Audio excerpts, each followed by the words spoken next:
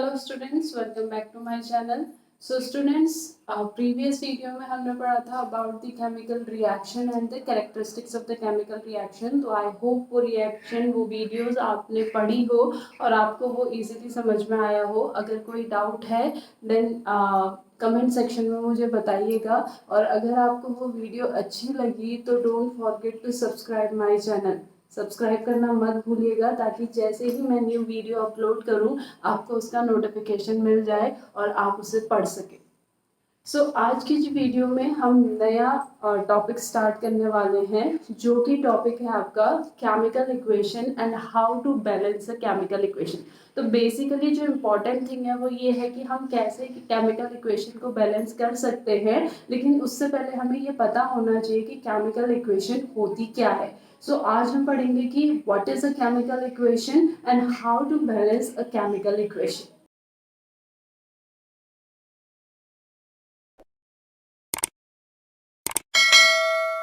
So first of all, what is a chemical equation? एक chemical equation होती क्या है? The method of representing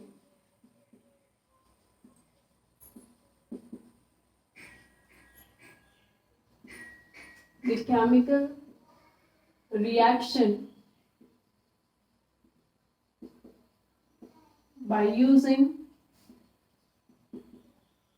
symbol and formula of the substances involved in it is known as chemical equation। उसे हम chemical equation कहते हैं। Chemical equation basically क्या है? सिंपली क्या है केमिकल इक्वेशन? एक मेथड है जिस मेथड के थ्रू हम क्या कर सकते हैं, किसी भी केमिकल रिएक्शन को एक्सप्रेस रिप्रेजेंट कर सकते हैं।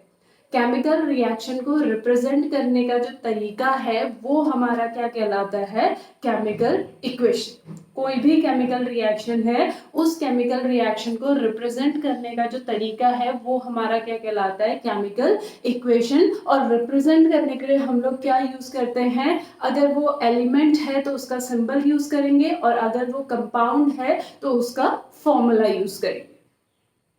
क्लियर? किसी भी केमिकल रिएक्शन को रिप्रेजेंट करने का जो तरीका है वो हमारा केमिकल इक्वेशन है, और उसको रिप्रेजेंट करने के लिए हम लोग क्या यूज करते हैं? ईदर आपका फॉर्मूला और symbol. Let us take one example. When zinc reacts with the sulphuric acid, ठीक है, जब जिंक आपका सल्फ्यूरिक एसिड के साथ रिएक्ट करता है, so we get ZnSO4 and hydrogen gas. Clear? तो अगर इस केमिकल रिएक्शन को, मतलब मैं कहूँ हमारे पास एक रिएक्शन है that zinc reacts with the sulphuric acid to form zinc sulphate and hydrogen gas. Clear? तो आप इसे कैसे रिप्रेजेंट करेंगे? क्लियर? तो वहां पे हम क्या लिखेंगे? जिंक। ठीक है, now zinc is a element. एक जिंक एक एलिमेंट है तो उसका क्या होगा? सिंबल होगा। So the symbol of zinc is Zn। It reacts with, react कर रहा है, उसके लिए हम क्या यूज करेंगे? Plus sign. Zn plus sulphuric acid. Sulphuric acid जो है वो हमारा, उसका फॉर्मूला है H2SO4। Sulphuric acid is H2SO4। Arrow, arrow का मतलब है गिव्स। ठीक है, when zinc reacts with sulfuric acid it gives। जब इन दोनों की रिएक्शन होगी तो ये क्या देगा? Zinc sulphate. Zinc sulphate is ZnSO4 and hydrogen gas is H2। So this is the chemical equation of that chemical reaction। उस केमिकल रिएक्शन की ये क्या हो गई? केमिकल इक्वेशन हो गई, जहां पे हमने डिफरेंट रिएक्टेंट एंड प्रोडक्ट्स को किसकी हेल्प से रिप्रेजेंट किया? सिंबल एंड फॉर्मूले की हेल्प से रिप्रेजेंट किया। रिएक्टेंट हमेशा आपके कहाँ होंगे? लेफ्ट हैंड साइड में, एंड प्रोडक्ट आपके कहाँ होंगे? एरो की राइट हैंड साइड में। This thing is clear? इतना क्लियर हुआ? ठीक है, नाउ ये जो केमिकल इक्वेशन होती है ये दो टाइप की होती है, balanced chemical equation and unbalanced chemical equation. क्या होती है आपकी, इसके दो टाइप होते हैं, एक तो होता है आपकी बैलेंस्ड केमिकल इक्वेशन और एक होती है आपकी unbalanced chemical equation. Now what is balanced chemical equation? In a balanced chemical equation there are equal number of atoms of different elements present in reactant and product.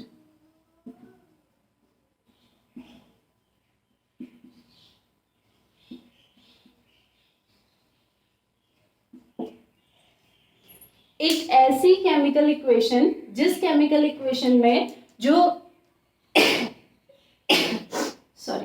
जो reactant and products है, ठीक है, जिन जिन element से आपके reactant and products बने हैं, अगर उनके atoms reactant and product side में क्या हो, इक्वल हो, तो वो हमारी क्या होगी, balanced chemical equation. A balanced chemical equation is that equation which has equal number of atoms of different elements present in reactant and product. Clear? For example, C plus O2 gives CO2. Now, ये जो हमारी chemical equation है, in this chemical equation we have two different elements. हमारे दो different elements हैं, carbon and oxygen. Clear?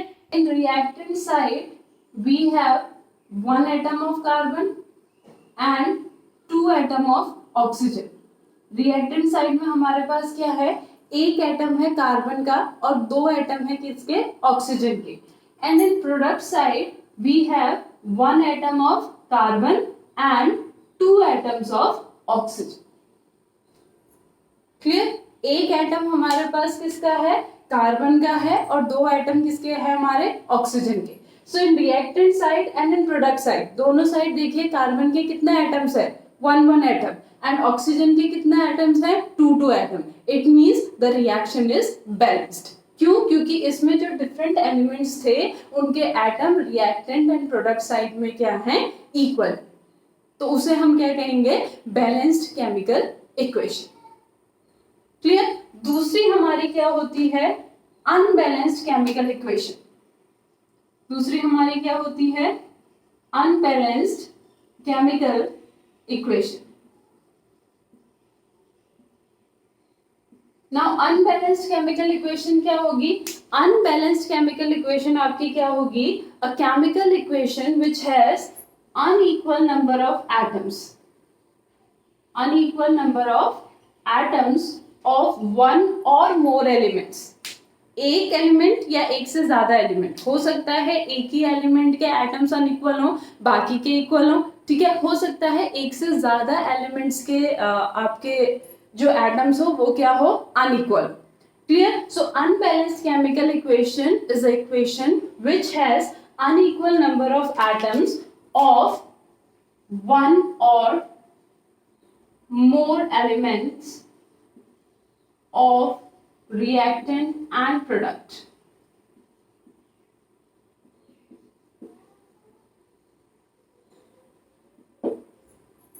Of reactant and product. तो उसे हम क्या कहेंगे, unbalanced chemical equation. ठीक है? Let us take one example. CH4 plus O2 gives CO2 plus H2O. ये हमारी एक केमिकल इक्वेशन है. Clear? Now in this chemical equation we have three different elements. हमारे पास तीन डिफरेंट एलिमेंट्स है, carbon, hydrogen and oxygen. Clear? Now in case of reactant, अगर reactant side देखें, we have one atom of carbon, ठीक है, four atoms of hydrogen and two atom of oxygen. हमारे पास रिएक्टेंट साइड में क्या है, दो एटम, एक एटम है कार्बन का, फोर एटम है हाइड्रोजन के और टू एटम है ऑक्सीजन के. अब प्रोडक्ट साइड देखें, so we have one atom of carbon 2 atom of hydrogen. अब देखिए कार्बन के तो 1 एटम है, लेकिन हाइड्रोजन के यहाँ रिएक्टेंट साइड में कितना एटम है 4, प्रोडक्ट साइड में कितना एटम है 2। क्लियर। ऑक्सीजन 2 + 1 कितने ऑक्सीजन के एटम्स हो गए 3 एटम्स, और यहाँ ऑक्सीजन के कितने एटम है 2 एटम्स। क्लियर। मींस कार्बन के एटम्स तो यहाँ क्या हैं इक्वल हैं, लेकिन हाइड्रोजन और ऑक्सीजन के एटम्स यहाँ क्या है अनइक्वल हैं, एंड बिकॉज वो अनइक्वल है इसलिए ये रिएक्शन क्या हो गई अनबैलेंस्ड केमिकल इक्वेशन। क्लियर। सो बैलेंस्ड केमिकल इक्वेशन जिसमें जितने भी एलिमेंट्स उस केमिकल इक्वेशन में प्रेजेंट है उन एलिमेंट्स के जो एटम्स होंगे वो रिएक्टेंट और प्रोडक्ट साइड में क्या होंगे इक्वल होंगे। और अनबैलेंस्ड केमिकल इक्वेशन क्या होगी जिस केमिकल इक्वेशन में एलिमेंट्स के एटम्स आपके अनइक्वल होंगे वो हमारी क्या होगी अनबैलेंस्ड केमिकल इक्वेशन। अब कितने एलिमेंट्स के एटम अनइक्वल होंगे वो डिपेंड करेगा, एक के भी हो सकते हैं एक से ज्यादा के भी हो सकते हैं। जैसे इस केस में कितने अनइक्वल एलिमेंट्स हमें मिले 2, ऑक्सीजन एंड हाइड्रोजन। अगर एक मिलता तो भी ये क्या होती अनबैलेंस्ड केमिकल इक्वेशन। क्लियर। इतना क्लियर हुआ, ये नोट कीजिए। Then will talk about that how to balance an unbalanced chemical equation. एक अनबैलेंस्ड केमिकल इक्वेशन को हम कैसे बैलेंस कर सकते हैं। Okay, how to balance an unbalanced chemical equation में हमारे पास कुछ स्टेप्स है। क्लियर। ठीक है। फर्स्ट स्टेप जो है हमारे पास वो क्या है that first we have to write the chemical equation. ठीक है, जो केमिकल रिएक्शन हमें दी होगी सबसे पहले तो हमें क्या आना चाहिए उस केमिकल रिएक्शन की केमिकल इक्वेशन लिखना आना चाहिए। क्लियर। जस्ट तो first we have to write the chemical equation.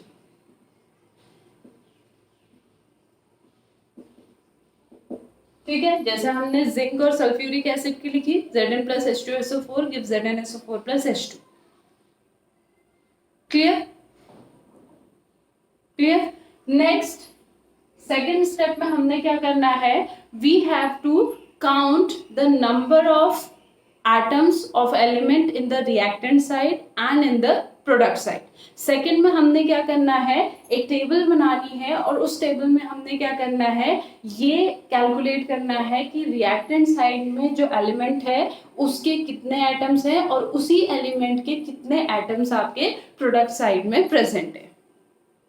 ठीक है। सो सेकेंड में हमने क्या करना है we have to calculate the number of atoms of different elements in reactant and product side.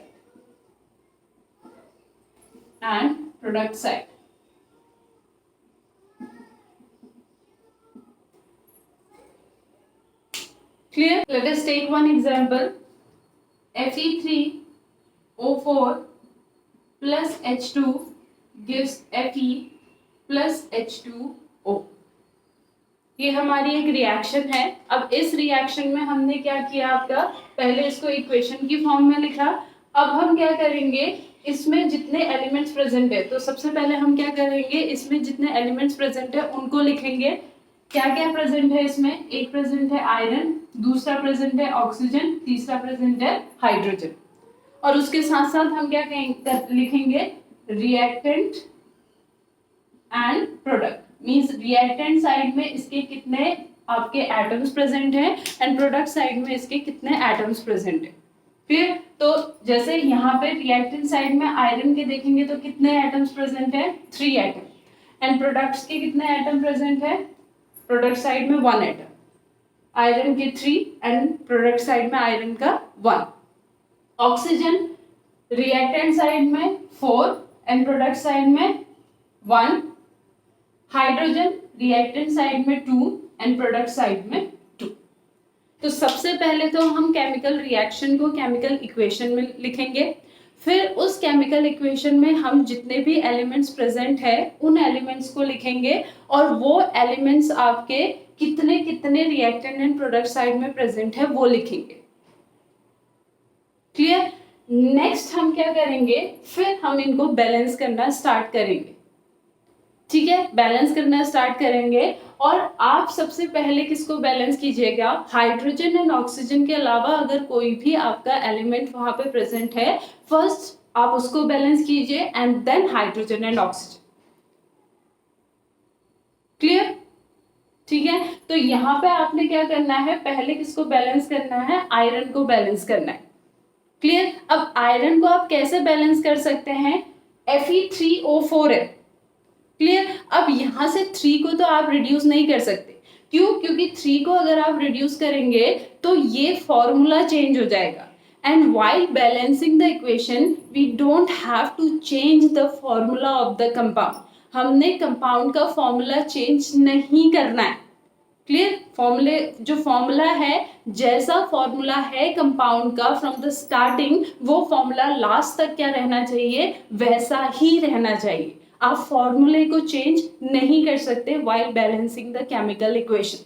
Clear? तो उसके लिए मैं बच्चों से कहती हूँ कि आप क्या कीजिए, जो हमारे रिएक्टेंट एंड प्रोडक्ट है उनको एक बॉक्स में रख दीजिए। ठीक है, लाइक दिस।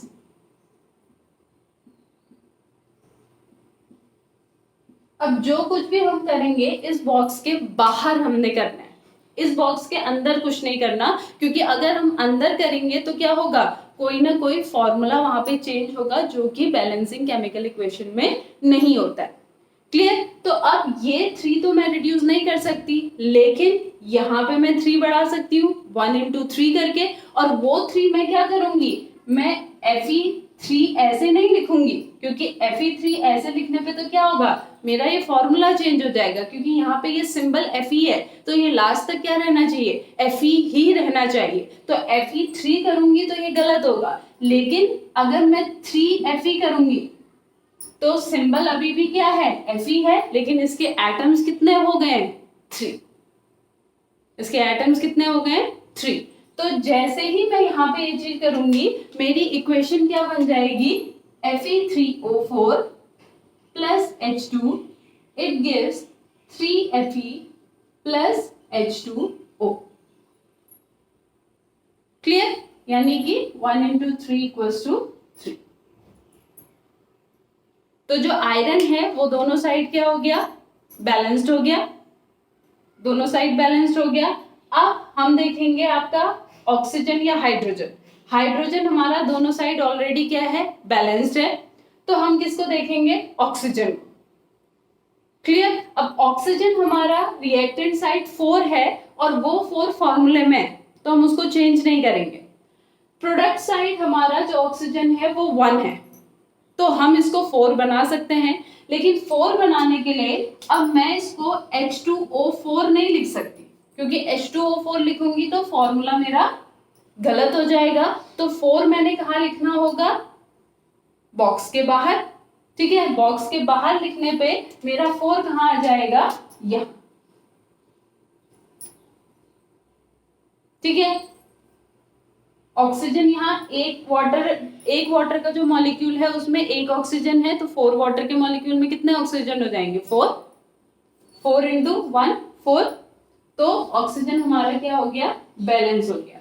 लेकिन जैसे ही मैंने ऑक्सीजन को बैलेंस किया, हाइड्रोजन यहाँ कितने हो गए, 8, क्योंकि यहाँ पे H2O के साथ पूरा का पूरा 4 आया है ना। जो 4 आया है वो सिर्फ ऑक्सीजन के पास तो नहीं आया है, वो पूरे के पूरे H2O के पास आया है। तो उसने ऑक्सीजन को 4 किया तो हाइड्रोजन को भी क्या कर दिया, 8। तो हाइड्रोजन मेरा अनबैलेंस्ड हो गया। अब हाइड्रोजन को बैलेंस करने के लिए मैं क्या करूंगी, यहाँ पे तो मैं इसको नहीं चेंज कर सकती, क्योंकि यहाँ पे मैं इसको चेंज करूंगी फिर ऑक्सीजन चेंज हो जाएगा।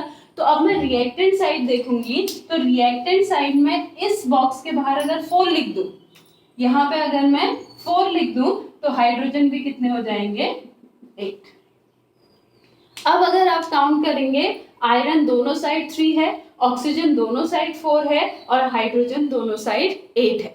सो मेरी बैलेंस्ड केमिकल इक्वेशन क्या हो गई, Fe3O4 plus 4H2 gives 3Fe plus 4H2।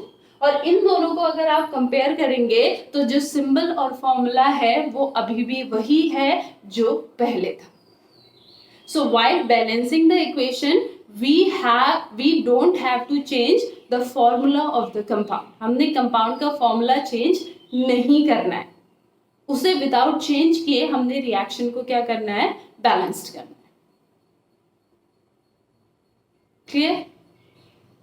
इतना क्लियर हुआ? ठीक है। सो फर्स्ट आप केमिकल इक्वेशन लिखेंगे, सेकंड ये टेबल बनाएंगे जिस टेबल में आप लिखेंगे कि आपका जो डिफरेंट एलिमेंट्स है उसके कितने कितने एटम्स आपकी केमिकल इक्वेशन में प्रेजेंट है, और फिर उसके बाद आप थर्ड स्टेप में क्या करेंगे, one by one different elements को बैलेंस करना स्टार्ट करेंगे without changing their formula. Clear? इतना क्लियर हुआ? नेक्स्ट आप जो लास्ट इक्वेशन लिखेंगे उस इक्वेशन को आप क्या कर सकते हैं, ज्यादा इंपॉर्टेंट बना सकते हैं बाय इंडिकेटिंग फ्यू थिंग्स। ठीक है, कुछ और थिंग ऐड करके, ये इक्वेशन तो बैलेंस केमिकल इक्वेशन हो गई, लेकिन कुछ और थिंग ऐड करके हम उस इक्वेशन को क्या कर सकते हैं, और ज्यादा इंपॉर्टेंट बना सकते हैं और ज्यादा इंफॉर्मेटिव बना सकते हैं। ठीक है, सो ज्यादा इंफॉर्मेटिव बनाने के लिए हम क्या कर सकते हैं वहां पे, बाय इंडिकेटिंग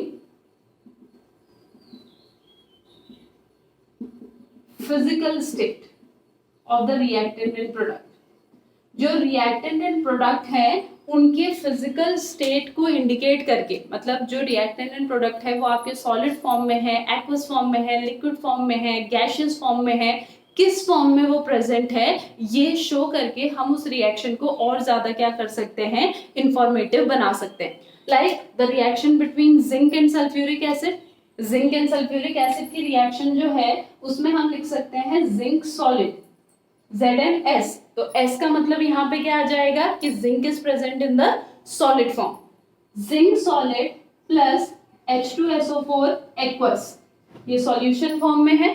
ठीक है, it gives ZnSO4 aqueous plus H2 gas। तो यहाँ पे जो हमने S लिखा, AQ लिखा, AQ लिखा और G लिखा, इसका मतलब क्या है कि हमने इन रिएक्टेंट एंड प्रोडक्ट्स की फिजिकल स्टेट इंडिकेट की।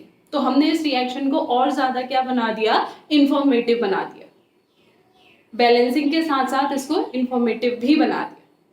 क्लियर? या फिर हम कैसे इसे और इंफॉर्मेटिव बना सकते हैं, by indicating the heat change taking place in a reaction. अगर कोई हीट चेंज हो रही है, हमने लास्ट वीडियो में पढ़ा था कि कुछ रिएक्शंस होती हैं उनमें हीट इवॉल्व होती है, कुछ में हीट एब्जॉर्ब होती है। तो अगर कोई ऐसी रिएक्शन है तो उस रिएक्शन में हीट चेंज शो करके हम उसको और ज्यादा क्या बना सकते हैं, इंफॉर्मेटिव बना सकते हैं। Clear? Like burning of methane gas. ठीक है, मीथेन गैस की बर्निंग है तो CH4 जो है, क्लियर, CH4 गैस जो है जब वो किसकी प्रेजेंस में बर्न होता है, ऑक्सीजन की प्रेजेंस में। अब ये जो ऑक्सीजन है ये भी आपका क्या है, गैसियस फॉर्म में प्रेजेंट है। ऑक्सीजन की फॉर्म में जब ये बर्न होता है तो ये बनाता क्या है, carbon dioxide gas plus water in the gaseous form plus heat और एनर्जी। कहीं हीट लिखा होगा किसी बुक में, किसी बुक में क्या लिखा होगा, energy. Heat is a form of energy. Clear? So methane gas reacts with oxygen gas to form CO2 gas and H2O gas. Clear? ये इक्वेशन बैलेंस नहीं है, मैं भी बताऊंगी आपको हम इस इक्वेशन को कैसे बैलेंस करेंगे। ठीक है, तो हमने इसको क्या कर दिया, और इंफॉर्मेटिव बना दिया bye indicating the physical state as well as the heat change। या फिर हम क्या इंडिकेट कर सकते हैं, by indicating the conditions under which the reaction takes place। कोई कोई रिएक्शंस होती हैं जो रिएक्शन किसी कंडीशंस के अंडर होती है।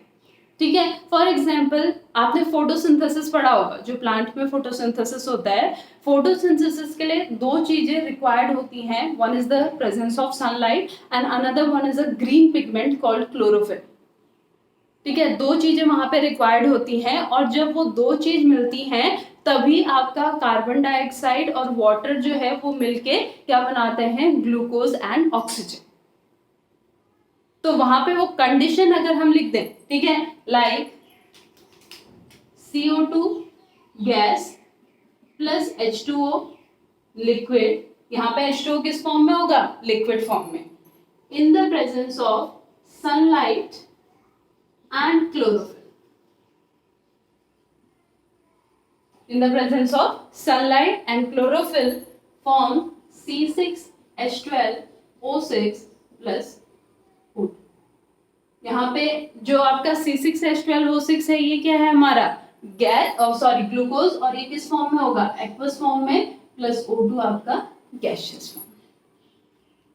क्लियर। सो यहाँ पे हमने कंडीशन लिखी, कंडीशन क्या थी, that in the presence of sunlight and chlorophyll, sunlight and chlorophyll की प्रेजेंस। क्लियर। सो इस वे में हम किसी भी रिएक्शन को बैलेंस कर सकते हैं और उसको मोर इंफॉर्मेटिव बना सकते हैं बाय इंडिकेटिंग दीज थिंग्स। इन चीजों को इंडिकेट करके हम उस रिएक्शन को और ज्यादा क्या बना सकते हैं, इंफॉर्मेटिव बना सकते हैं। Clear, this thing is clear. तो आई होप आपको ये क्लियर हुआ हो कि हम कैसे केमिकल इक्वेशन लिखते हैं और कैसे केमिकल इक्वेशन को बैलेंस करते हैं। Clear. Let us take one more example. एक इक्वेशन अभी हमने लिखी थी, CH4 plus O2 gives CO2 plus H2O। अब हम इसको कैसे बैलेंस करेंगे, ध्यान से देखिएगा बेटा। सबसे पहले तो हम क्या लिखेंगे, क्या क्या एलिमेंट्स इसमें प्रेजेंट है, carbon, hydrogen and oxygen, reactant side and product side. Reactant side हमारे कार्बन कितने हैं, 1, प्रोडक्ट साइड हमारे कार्बन कितने हैं, 1, रिएक्टेंट साइड हमारे हाइड्रोजन कितने हैं, 4, प्रोडक्ट साइड हमारे हाइड्रोजन कितने हैं, 2, रिएक्टेंट साइड हमारा ऑक्सीजन कितना है, 2, एंड प्रोडक्ट साइड हमारा ऑक्सीजन कितना है, 3। इतना तो समझ में आया। अब मैंने आपसे कहा था पहले आप हाइड्रोजन और ऑक्सीजन के अलावा जो एलिमेंट प्रेजेंट है उनको बैलेंस कीजिए, लेकिन यहाँ वो ऑलरेडी बैलेंस्ड है। तो अब हम देखेंगे हाइड्रोजन एंड ऑक्सीजन। तो हाइड्रोजन एंड ऑक्सीजन में से पहले हम किसको बैलेंस करते हैं, हाइड्रोजन को। अब हाइड्रोजन रिएक्टेंट साइड 4 है, प्रोडक्ट साइड 2 है, तो हम क्या जाएंगे, प्रोडक्ट साइड जाएंगे जहां कम है। तो रिएक्टेंट साइड तो हमारे 4 है, तो प्रोडक्ट साइड हम क्या कर सकते हैं, मल्टीप्लाइड बाय 2, तो हमारा क्या हो जाएगा 4। तो इक्वेशन हमारी क्या बन जाएगी, CH4 plus O2 it gives CO2 plus 2H2O, 2H2। Clear. So हमने 2 से मल्टीप्लाई किया, 2 से मल्टीप्लाई किया तो आपका हाइड्रोजन कितने हो गए, 4। लेकिन ऑक्सीजन देखिए, ऑक्सीजन यहाँ कितने हो गए, यहाँ तो कितने थे 2, यहाँ कितने हो गए 2 एंड 2 मतलब 4। अब ऑक्सीजन यहाँ कितने हो गए 4, और इसको बैलेंस करना अब हमारे लिए क्या हो गया, ऑक्सीजन को बैलेंस करना आसान हो गया। अब हम नेक्स्ट कहाँ जाएंगे, आपका रिएक्टेंट साइड में। रिएक्टेंट साइड में जाएंगे तो हम इसको मल्टीप्लाइड बाय 2 करेंगे, तो हमारी इक्वेशन क्या हो जाएगी, CH4 plus 2O2। 2O2 means कितने ऑक्सीजन हो गए, 4 oxygen gives CO2 plus 2H2O। अब ये जो हमारी रिएक्शन आई, इस रिएक्शन में देखिए कार्बन कितने हैं 1, हाइड्रोजन यहाँ कितने हैं 4, और यहाँ भी कितने हैं 4, 2 2 जा 4, ऑक्सीजन यहाँ कितने हैं 4, और यहाँ भी कितने हैं 4। So reaction is balanced. Clear. Let us take one more example. हमने फोटोसिंथेसिस का एग्जांपल लिया था, वही एग्जांपल ले लेते हैं। CO2 plus H2O it gives C6H12O6 plus O2। Clear. अब हमने कहा था कि आप क्या कर सकते हैं, किसी भी इक्वेशन को मोर इन्फॉर्मेटिव बनाने के लिए उसकी फिजिकल स्टेट, उसकी टेम्परेचर चेंज, उसकी कंडीशंस, इनको इंडिकेट कर सकते हैं। लेकिन अगर आपको नहीं आता है तो भी कोई प्रॉब्लम नहीं, इसीलिए मैं ये रिएक्शन लिख रही हूँ, तो इसमें कुछ नहीं लिख रही हूँ, ठीक है, बैलेंस करने के लिए। अगर आपको पता है कि इनकी फिजिकल स्टेट क्या है, इनमें हीट चेंज हो रहा है या इनकी कंडीशंस क्या है जिस कंडीशन में रिएक्शन हो रही है, तो बहुत अच्छी बात है, आप उसको मेंशन कर दीजिए। लेकिन अगर आपको नहीं आता है तो भी बेटा कोई प्रॉब्लम नहीं है। क्लियर। सिर्फ आपको रिएक्शन को बैलेंस करना आना चाहिए और आपको फॉर्मूलेज पता होना चाहिए कि कंपाउंड का फॉर्मूला होता क्या है, ये आपको पता होना चाहिए। और आई होप आपने 9th में पढ़ा हो कि हम कैसे कंपाउंड्स के फॉर्मूले बनाते हैं।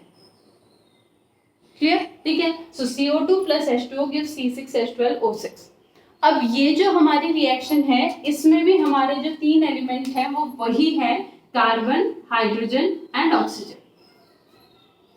रिएक्टेंट साइड कार्बन 1 है, प्रोडक्ट साइड कार्बन 6 है। रिएक्टेंट साइड हाइड्रोजन 2 है, प्रोडक्ट साइड हाइड्रोजन 12 है। रिएक्टेंट साइड ऑक्सीजन 3 है और प्रोडक्ट साइड ऑक्सीजन 6, 7, 8। ठीक है। तो सबसे पहले तो हम किसको बैलेंस करेंगे, कार्बन को। कार्बन को बैलेंस करने के लिए हमने आना होगा रिएक्टेंट साइड, क्योंकि प्रोडक्ट साइड कार्बन ज्यादा है, तो रिएक्टेंट साइड क्या हो जाएगा 1 into 6। ठीक है, तो हम 6 कहाँ इंक्लूड कर देंगे, यहाँ। ठीक है, 6 हमारा यहाँ इंक्लूड हो जाएगा, तो कार्बन हमारा बैलेंस्ड हो जाएगा, 1 into 6 is equals to 6। Clear. लेकिन क्योंकि हमने 6 जो है वो CO2 में इंक्लूड किया है, तो ऑक्सीजन की वैल्यू चेंज हो गई। अब ऑक्सीजन की जो वैल्यू हो गई हमारी रिएक्टेंट साइड में, वो कितनी हो गई है, देखो 6 2 12 प्लस 1 13। क्लियर, ठीक है। अब हम बैलेंस करेंगे हाइड्रोजन या ऑक्सीजन को। तो पहले बैलेंस करेंगे किसको, हाइड्रोजन को। अब हाइड्रोजन हमारे रिएक्टेंट साइड 2 है एंड प्रोडक्ट साइड 12 है, तो हम रिएक्टेंट साइड मल्टीप्लाई बाय 6 करेंगे तो ये 12 हो जाएगा। तो यहाँ पे अगर हम मल्टीप्लाइड बाय 6 कर दे तो हाइड्रोजन कितने हो जाएंगे हमारे 12। ठीक है। लेकिन अब देखिए ऑक्सीजन कितने हो गए, 6 2 12 प्लस 6। ठीक है, कितने हो गए 6 2 12 प्लस 6, यानी कि 12 प्लस 6 यहाँ पे कितने हो गए 18। तो यहाँ पे ऑक्सीजन हमारे कितने हो गए